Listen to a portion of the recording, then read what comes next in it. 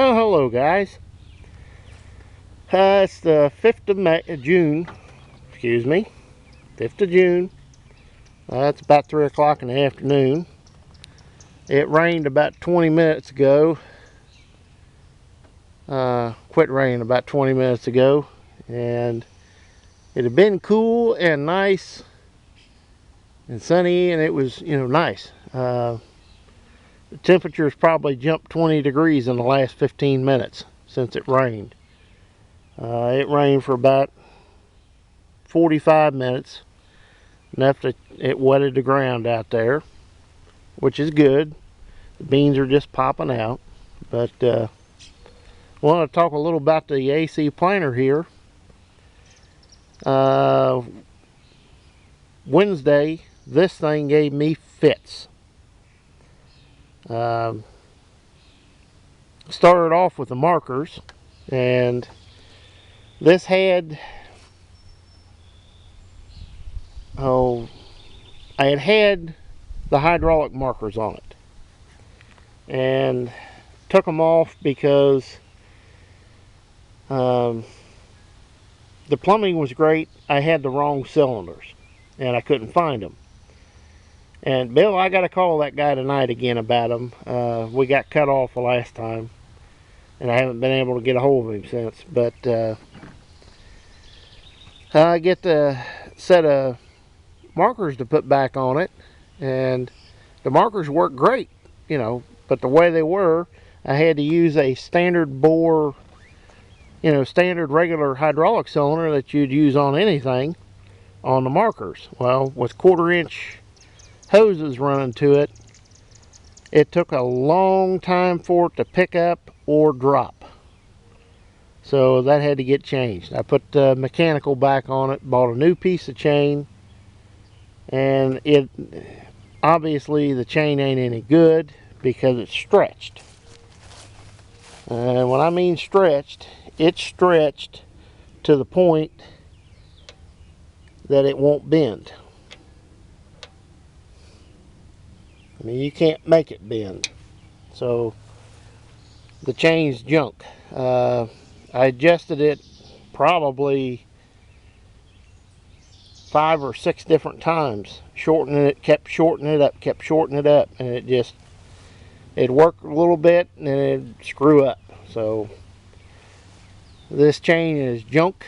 It was supposedly hardened chain, but it ain't, because that chain hardened doesn't stretch like that.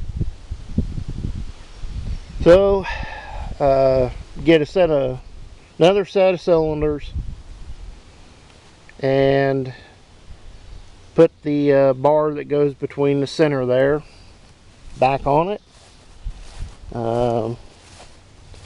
The switch operates, the hydraulic switch operates off of this to make it switch back and forth. So that'll get put back on.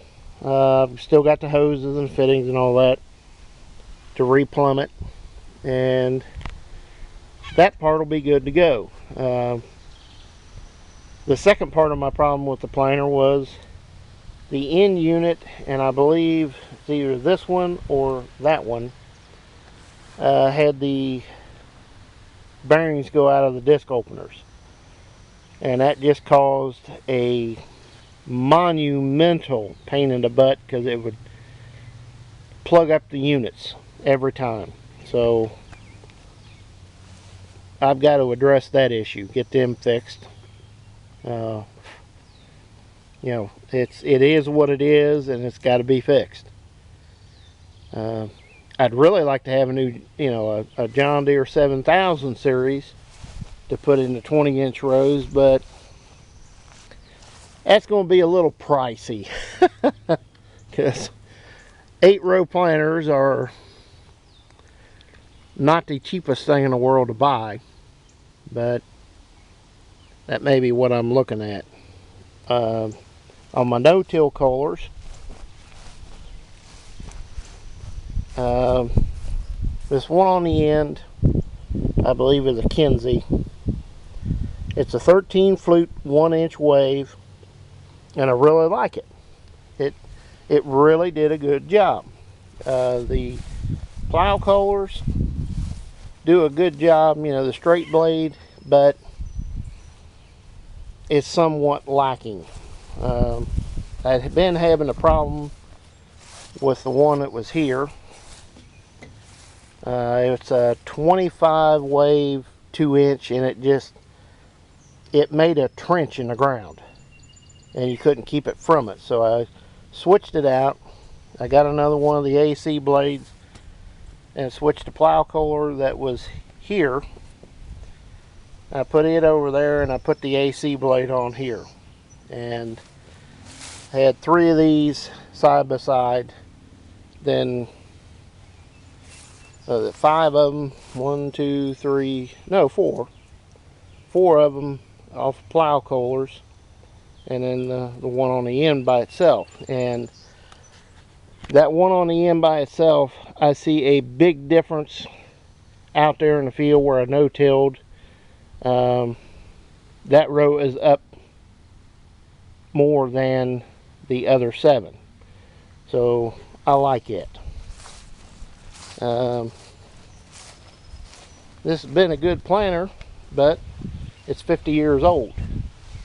You know, this is 1960s. It's a 600 series, so mid to late 60s. And I can't ask much, you know, for any more out of it than what it's done. I mean, it puts seed in the ground.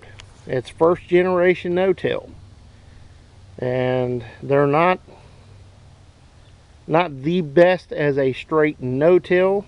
They work, but they're not like a 7,000 Deere or a New Kinsey or any of the new ones.